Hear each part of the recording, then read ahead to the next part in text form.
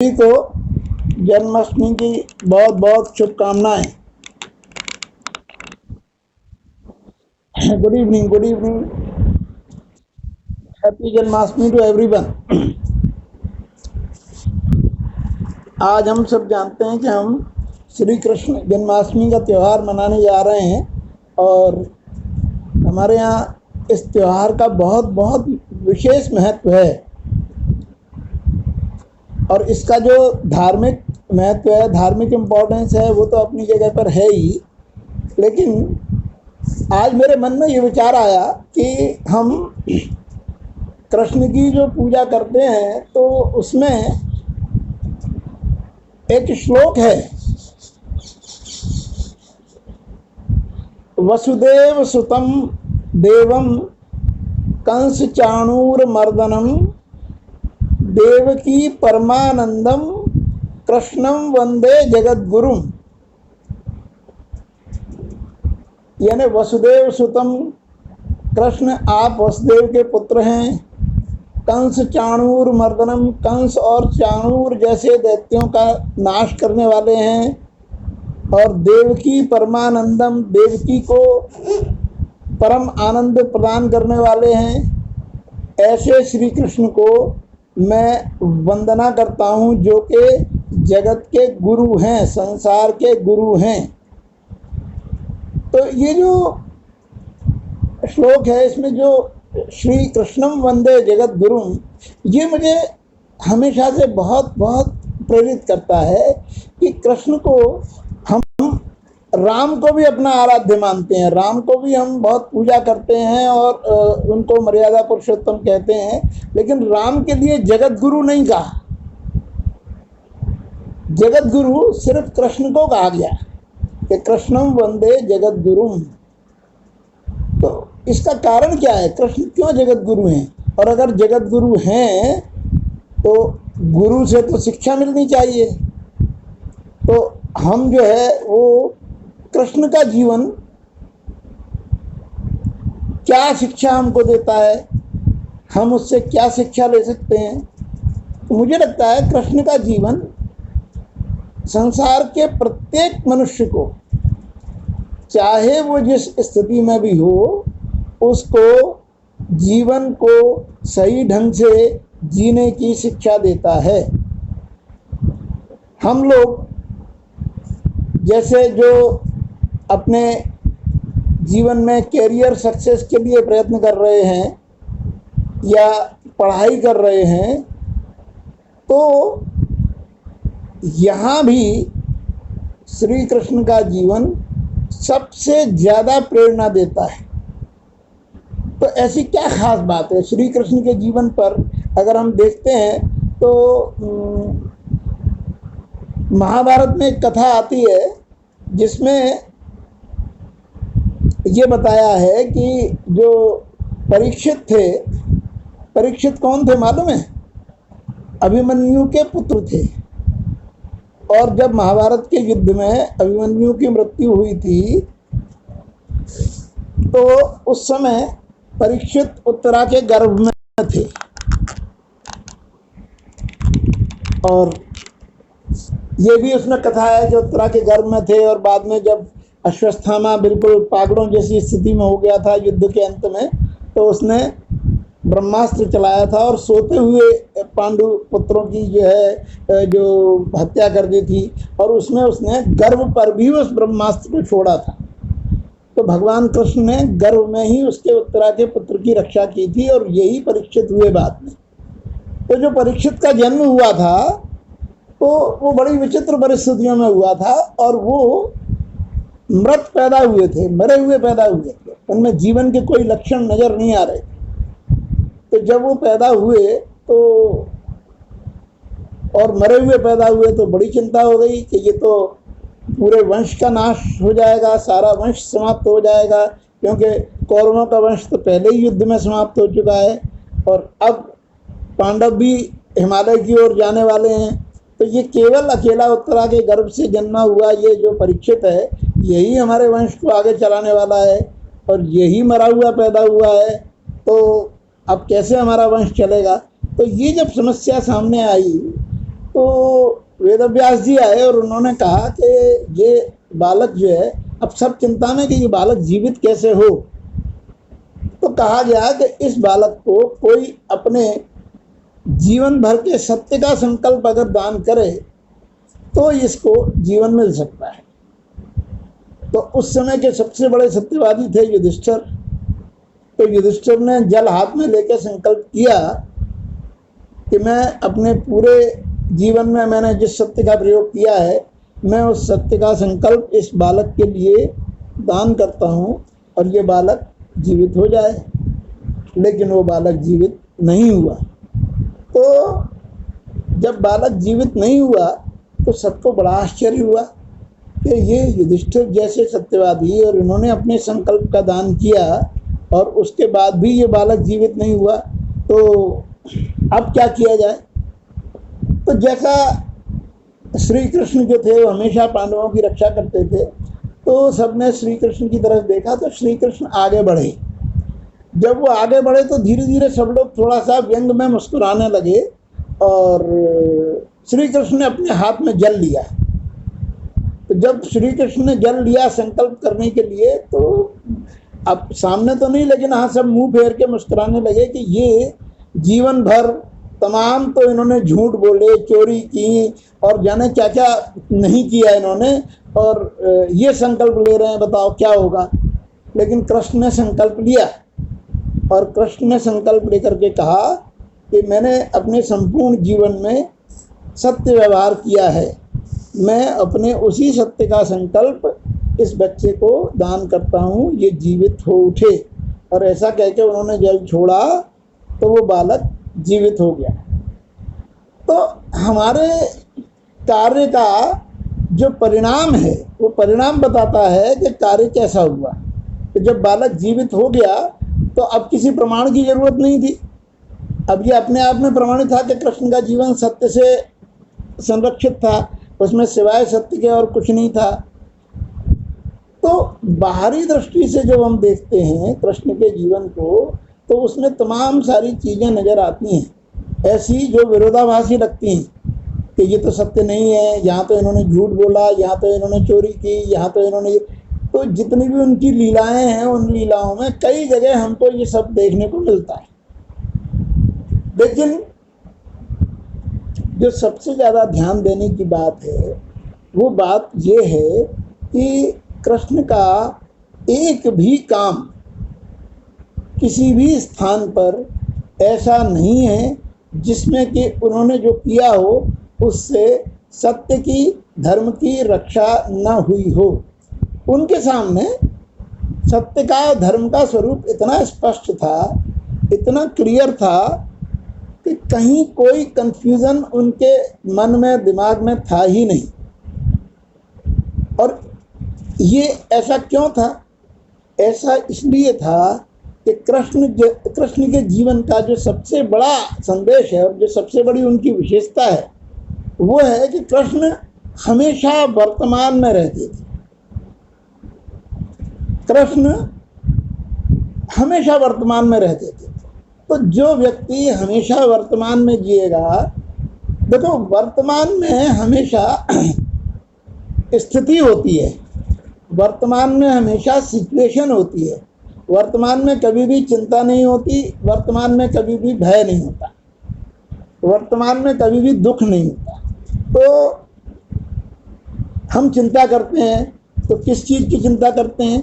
हम भविष्य की चिंता करते हैं। तो जब हम वर्तमान में होते हैं तो भविष्य हमारे सामने नहीं होता। हम जब भविष्य में पहुंचते हैं तो हम चिंता करते हैं कि क्या होगा, कैसे होगा, कब होगा।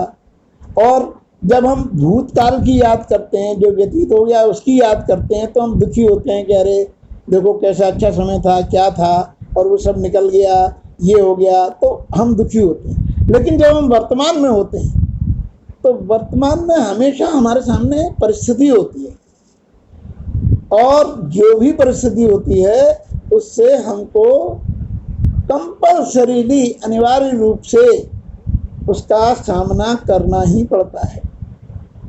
तो कृष्ण हमें बताते हैं कि वर्तमान में जियो और परिस्थिति का सामना करो। अच्छा देखो, हम आज की दुनिया में हर चीज को मैनेजमेंट से जोड़ा जाता है। जब हमारे जो आधुनिक शिक्षा पद्धति है उसमें मैनेजमेंट की पढ़ाई शुरू हुई थी तो मैनेजमेंट की केवल 2-3 ब्रांचेस थी, लेकिन आज मैनेजमेंट में ही इतनी ब्रांचेज हो चुकी हैं कि हर चीज का मैनेजमेंट कोर्स है। मार्केट का मैनेजमेंट है तो हॉस्पिटल का मैनेजमेंट है, यहाँ तक कि हम कोई काम करने जाएं, कोई उत्सव मनाने जाएं तो उसका भी इवेंट मैनेजमेंट है।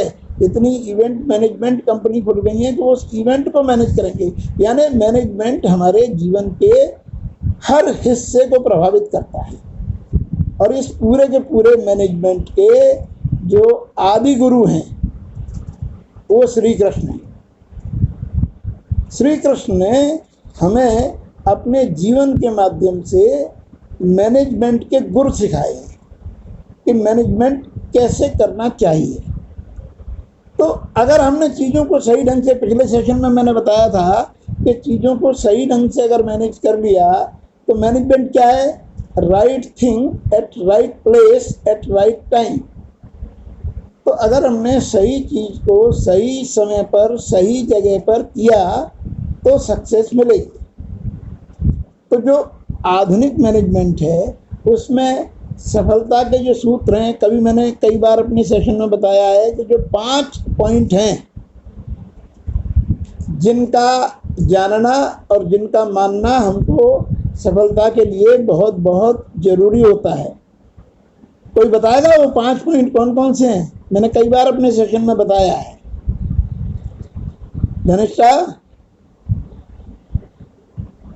धनिष्ठा निहारिका निहारिका 5 जो बातें हैं जो सफलता के लिए, हाँ, जो 5 बातें सफलता के लिए जरूरी हैं, कोई बताएगा?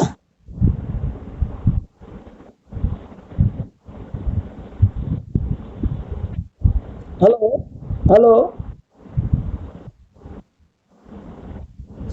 बोलो बोलो, आवाज नहीं आ रही।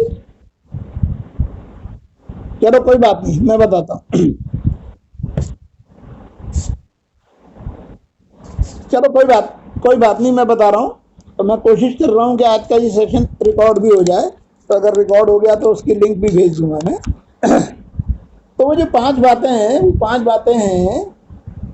नंबर 1, हमको अपना स्वयं का ज्ञान होना चाहिए। अपने स्वयं के बारे में हमको जानकारी होनी चाहिए।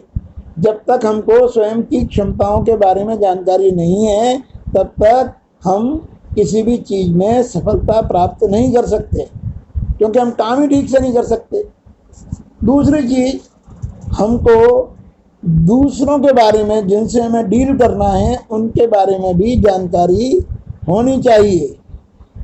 तीसरी चीज़, हमको जिस क्षेत्र में हम काम करना चाहते हैं उसकी जो वास्तविक हकीकत है, जो ज़मीनी सच्चाई है, उसका भी ज्ञान होना चाहिए कि क्या वहाँ पर सच्चाई है, किस तरीके की चीज़ें स्थिति हैं वहाँ पर, तो इसका भी ज्ञान होना चाहिए हमको। और चौथी चीज़ कि उस समस्या से लड़ने के लिए कितने प्रकार के तरीके, कितने प्रकार की विधि, कितने प्रकार की टेक्नोलॉजी अवेलेबल हैं, मौजूद हैं, उनकी जानकारी हमको होना चाहिए। और 5वीं और जो अंतिम बात है वो है कि उनमें से सर्वाधिक उपयुक्त टेक्नोलॉजी कौन सी है। उनमें से सबसे ज़्यादा महत्वपूर्ण, सबसे ज़्यादा वर्केबल, सबसे ज़्यादा काम में आने वाली टेक्निक कौन सी है जिसका हम चुनाव कर सकें।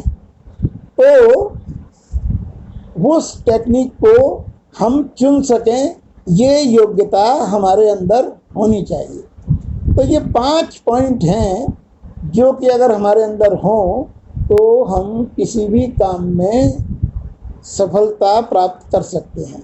अपने बारे में जानकारी, दूसरों के बारे में जानकारी जो परिस्थिति है उसकी जानकारी, और जो तरीके हैं उससे जीतने के उनकी जानकारी, और फिर सबसे महत्वपूर्ण उन तरीकों में से कौन सा तरीका हमारे लिए सूटेबल है जिससे कि हम जीत सकते हैं, तो उसकी जानकारी। तो हम अगर कृष्ण के जीवन में देखें तो कृष्ण के जीवन में जब हम इनको देखते हैं तो कृष्ण के जीवन में ये पांचों बातें उनके व्यक्तित्व में कूट कूट कर भरी हुई हैं। कृष्ण को अपने स्वयं के बारे में कोई कंफ्यूजन नहीं है, पूरी जानकारी है।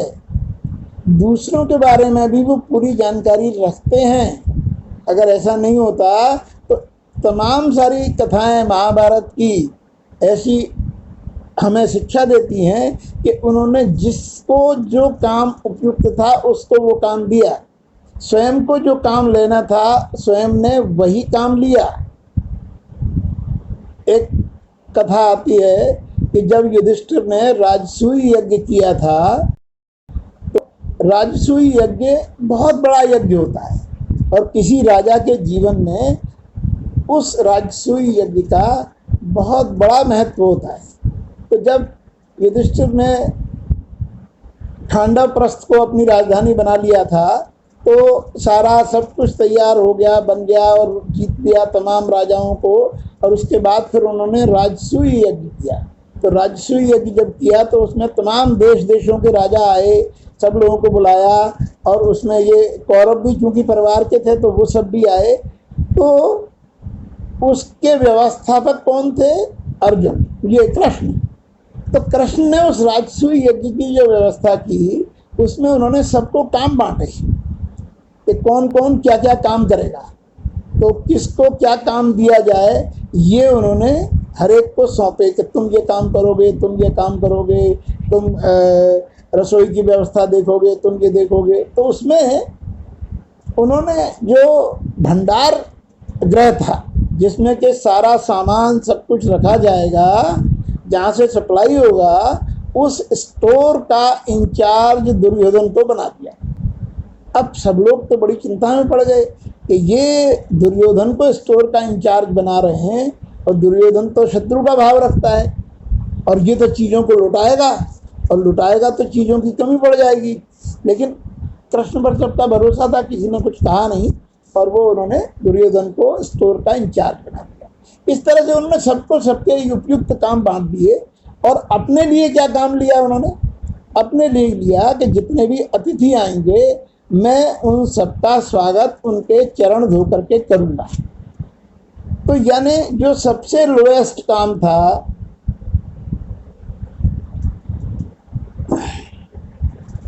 जो सबसे निम्न स्तर का काम था, वो तो उन्होंने स्वयं लिया, और जो सबसे हाईएस्ट काम था यानी पूरे माल पर, पूरे खजाने पर, पूरे स्टोर पर कंट्रोल, वो उन्होंने दुर्योधन को दिया। खैर राजसूय यज्ञ हुआ, संपन्न हुआ, और बहुत ही अच्छे तरीके से वो सारा यज्ञ संपन्न हुआ, और सब लोग खूब प्रशंसा करते हुए गए। सब लोगों ने इतनी प्रशंसा की कि इतना बढ़िया मैनेजमेंट, इतना बढ़िया व्यवस्था हमने नहीं देखी आज तक।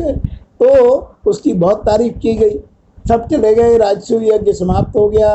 उसके बाद जब ये लोग एकांत में बैठे तो युधिष्ठिर ने प्रश्न किया कि कृष्ण, तुम्हारी व्यवस्था बहुत अच्छी रही, राजसूय यज्ञ बहुत अच्छी तरह से संपन्न हो गया सब कुछ, पर हमें ये समझ में नहीं आया कि तुमने दुर्योधन को जो भंडार का, जो स्टोर का इंचार्ज बनाया, वो क्या सोच के बनाया? तब कृष्ण ने बताया कि देखो, दुर्योधन तुम्हारा विरोधी है, और तुम्हारा विरोधी जो है वो विरोधी होने के नाते स्टोर में से सारे माल को लुटाएगा। ये मैं जानता था कि ये ईर्ष्या के कारण ज़्यादा देगा, कोई एक चीज़ मांगेगा ये 10 देगा, तो ये ईर्ष्या की वजह से उसमें से चीज़ें लुटाएगा। अच्छा, किसी भी समारोह की, किसी भी यज्ञ की जो सफलता है वो इस बात पर निर्भर करती है कि उसमें किसी चीज़ की कमी तो नहीं पड़ी, सब लोग संतुष्ट होके गए। तो बोले ये तो ईर्ष्या के कारण उसमें से लुटाएगा, और अब सब लोग जब संतुष्ट होके गए और जब लुटाएगा और वो सामान खत्म नहीं होगा तो ये तुम्हारा शत्रु है, ये तुम्हारे प्रति भाव घृणा का रखता है, ईर्ष्या का रखता है, द्वेष का रखता है। तो ये भी तारीफ करेगा कि मैंने तो इतना लुटाया लेकिन क्या व्यवस्था थी उनके यहाँ की, ये कोई चीज़ कमी नहीं पड़ी। तो बोले ऐसा क्यों किया आपने? तो उन्होंने कहा मैंने ऐसा इसलिए किया कि एक गुण था दुर्योधन के पास में जो उसको स्वयं को नहीं मालूम था, और वो ये था कि वो कोष में से जितना लुटाएगा उससे दुगना बढ़ जाएगा। तो अपने विरोधी की भी जानकारी रखना कि उसका ये गुण है जो उसको भी नहीं मालूम था और वो कृष्ण को पता था, तो उस जानकारी के कारण उन्होंने उसको नियुक्त कर दिया स्टोर इंचार्ज के रूप में, और केवल उसको रखने के कारण ही वो यज्ञ सफल हो पाया कि उसके पास ही ये विशेषता थी कि जितना लुटाएगा उतना बढ़ता जाएगा। तो ये मैनेजमेंट का एक तरीका है कि हम किसी भी व्यक्ति को जब काम सौंपें तो वो उसकी योग्यता के हिसाब से सौंपें। और स्वयं जो काम लिया उन्होंने, हम अगर किसी को कोई नीचा काम करने के लिए या कोई ऐसा काम करने के लिए जो उसके कद से हल्का हो वो अगर दे दें तो वो नाराज हो जाएगा, और नाराज हो आदमी जब काम करेगा तो काम अच्छा नहीं करेगा। तो सबसे नीचा काम उन्होंने स्वयं लिया। तो ये जो कृष्ण का गुण है, जो मैनेजमेंट का गुण है, वो हमें सीखना चाहिए कि हमको जब एज मैनेजर या अपने जीवन में जब हम किसी भी चीज़ के लिए व्यवस्था करें तो हम अपने रिसोर्सेज को बहुत बहुत अच्छी तरह से उनका प्रयोग कर सकें। अच्छा, कृष्ण के लिए, कृष्ण के जीवन में बहुत सारी चीज़ें हैं ऐसी जिनसे कि हम प्रेरणा ले सकते हैं, जिनके बारे में हम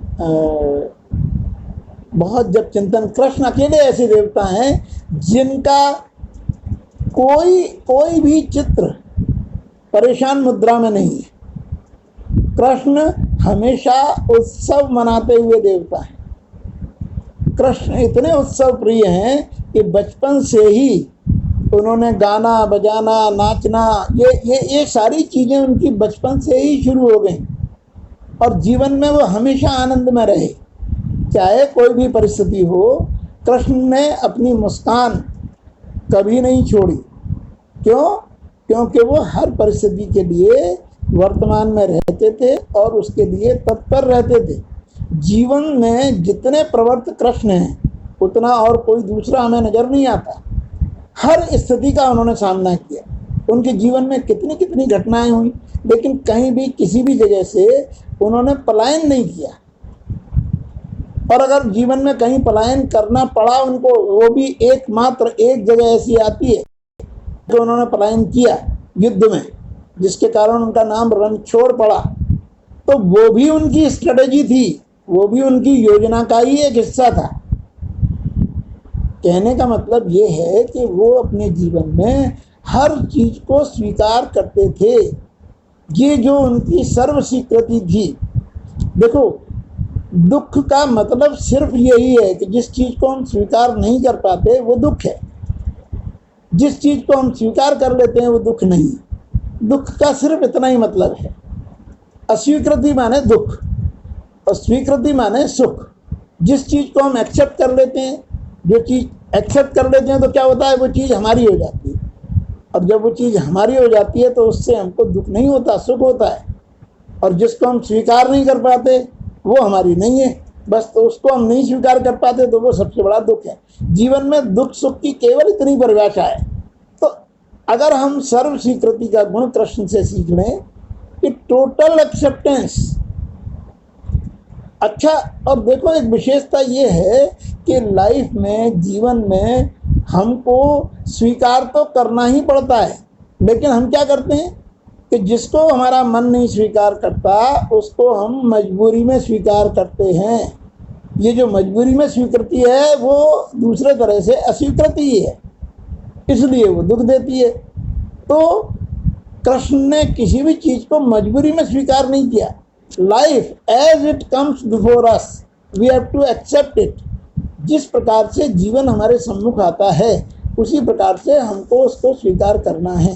हम जीवन में हैं तो उसमें जय भी होगी, पराजय भी होगी, सफलता भी मिलेगी, असफलता भी मिलेगी। प्रयत्न जो हम कर रहे हैं वो सफलता के लिए कर रहे हैं, लेकिन सफलता के लिए प्रयत्न करने के बाद भी जब असफलता मिले तो बजाय इसके, असफलता दुख देती है, बिल्कुल स्वाभाविक बात है, लेकिन अगर हम उस असफलता को स्वीकार कर लें और उसका इंट्रोस्पेक्शन करें, उसका आत्मनिरीक्षण करें, तो हमें कमियां मालूम पड़ेंगी कि कहाँ हमसे कमी रह गई। तो जब हमें कमी की तरफ हम देखेंगे तो फिर हम दूसरा प्रयास उन कमियों को सुधार करके कर सकते हैं। तो ये सारी चीज़ें, ये सारा धैर्य जैसे ही हम स्वीकार कर लेते हैं तो हमारे अंदर धैर्य पैदा होता है। उस धैर्य से हम कितनी भी बड़ी चुनौती जीवन में आ जाए उस चुनौती का सामना कर सकते हैं। जीवन की किसी भी चुनौती का सामना करने के लिए धैर्य से बड़ी कोई दूसरी चीज नहीं है। और कृष्ण का व्यक्तित्व हमको यही सिखाता है कि जीवन में असीम धैर्य होना चाहिए।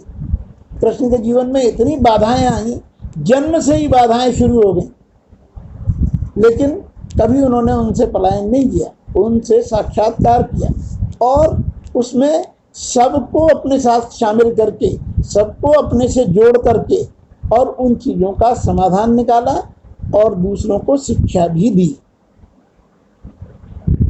अब एक और, ये जो कृष्ण के बारे में तमाम सारे प्रश्न उठते हैं कि उनकी बातें बड़ी अटपटी हैं, समझ में नहीं आती, तो ये ऐसा नहीं है कि अपनी समझ में नहीं आती। एक आखिरी उदाहरण मैं दूंगा कि कृष्ण के सखा थे, बाल सखा थे उद्धव जी, और उद्धव वैसे ही बहुत ज्ञानी थे और उद्धव के बारे में बहुत सारे प्रसंग आते हैं।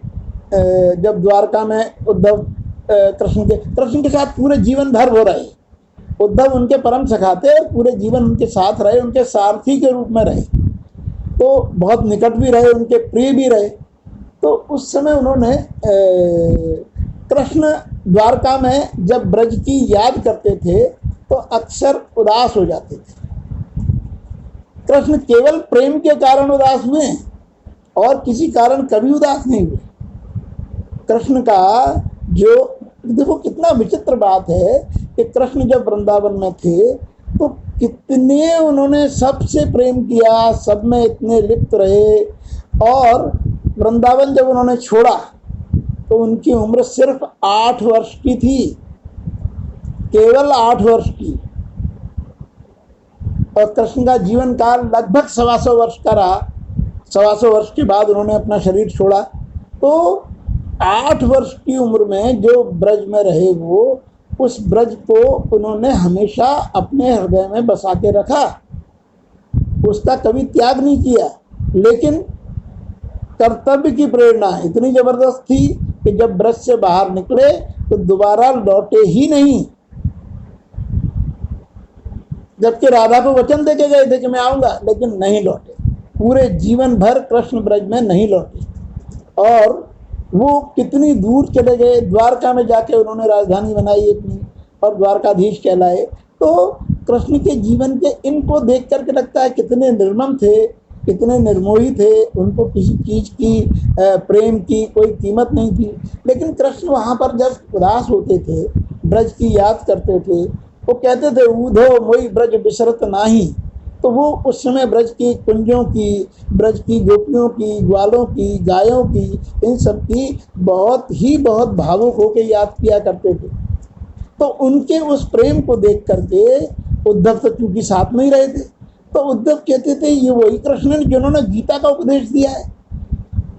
गीता में जिस व्यक्ति ने इतने परम ज्ञान का उपदेश दिया है, अर्जुन को मोहग्रस्त होने से बचाया है, उसको युद्ध के लिए प्रेरित किया है, ये गीता गायक वही है जो आज इस तरीके से दुखी हो रहा है। तो वो कृष्ण से उन्होंने एक बार कहा कि अरे आप ऐसी बात करते हो। तो उन्होंने बताया कि नहीं, गोपियां वहाँ मेरे विरह में बहुत व्याकुल होती होंगी।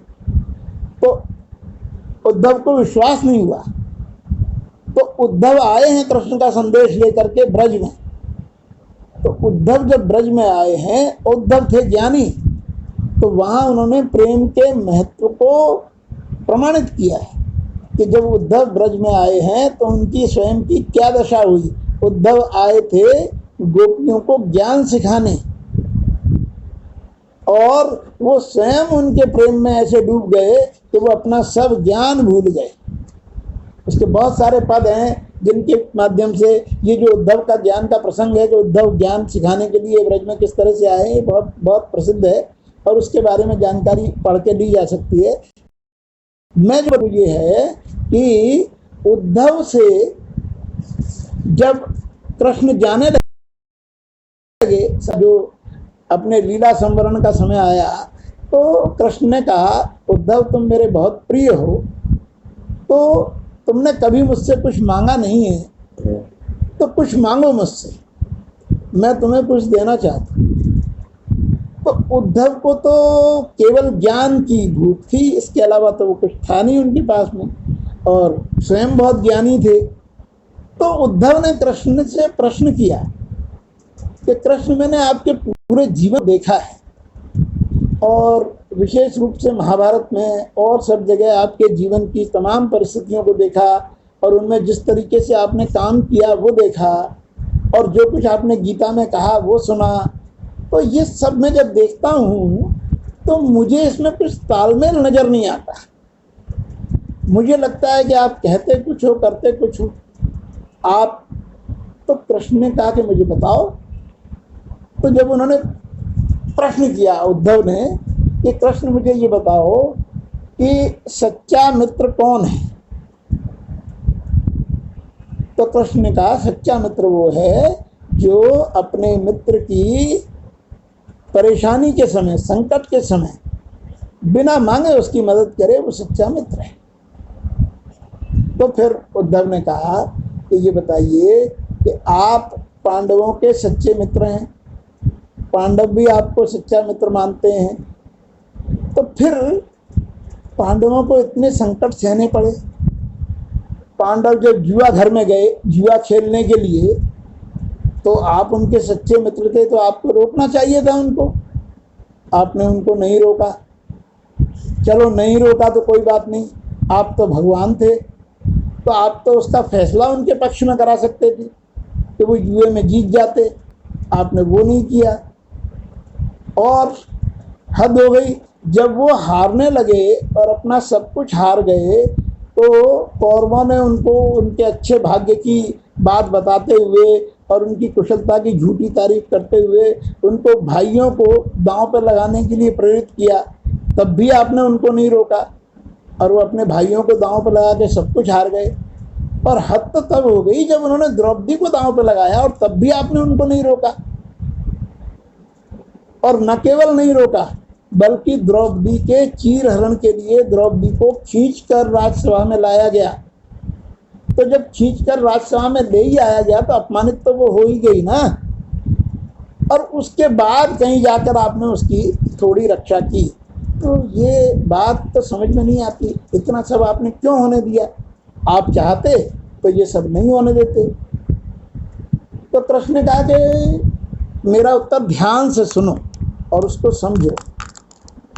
ये कृष्ण और उद्धव के बीच का जो संवाद है ना, इस संवाद का नाम है उद्धव गीता। जैसे कृष्ण ने अर्जुन से गीता कही है, ऐसे ही कृष्ण ने उद्धव को भी ज्ञान दिया है, और उद्धव को जो ज्ञान दिया है वो अपने बारे में और परम ज्ञान दिया है। तो कृष्ण ने कहा कि देखो, मैं तुम्हारे इन सारी